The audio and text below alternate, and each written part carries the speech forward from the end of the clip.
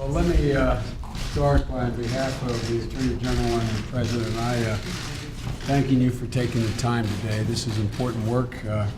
We've got a lot of work to be done, and I know that several of you around the table have lost loved ones or have been the victims of gun violence yourself. And it's been almost 4 weeks now since the tragedy in Newtown, Connecticut, and I've been doing this a long time. I can't think of all the tragic events we've endured. I don't think anything has touched the heart of the American people so profoundly as seeing those learning of those young children not only being shot but riddled with bullets.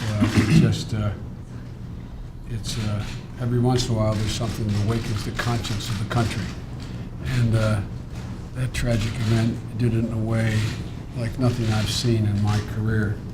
So we're here today to deal with a problem that requires immediate action, urgent action, and the President and I are determined to take action. This is not an exercise in photo opportunities or just getting to ask you all what your opinions are. We are vitally interested in what you have to say.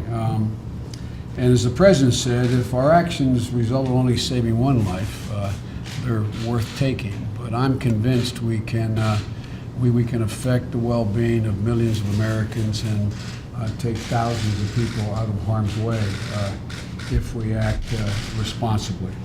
I want you to know that we are meeting with a number of advocacy groups, and we've reached out beyond the issue of just gun safety.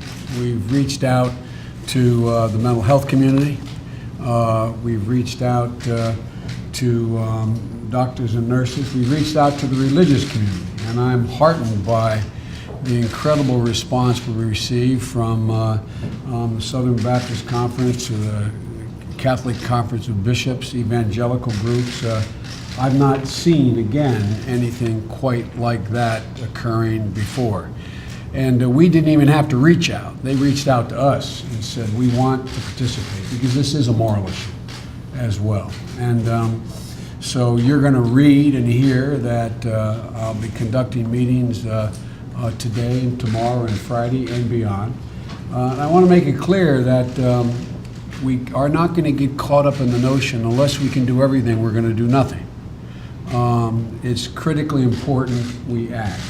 And there's certain things I know a great deal about almost all of your organizations. I've read what you have published and spoken to, and there's a pretty wide consensus on 3 or 4 or 5 things in the gun safety area that could and should be done around this table. You should know that tomorrow I've also invited the gun owners and the NRA to come and make their case as well before us. I wanted clear to the American public that on behalf of the President, we're reaching out to all parties on whatever side of this debate you fall. But the President is going to act. There are executive orders, executive action that can be taken. We haven't decided what that is yet, but we're compiling it all with help of the Attorney General and all the rest of the cabinet members, as well as legislative action we believe is required.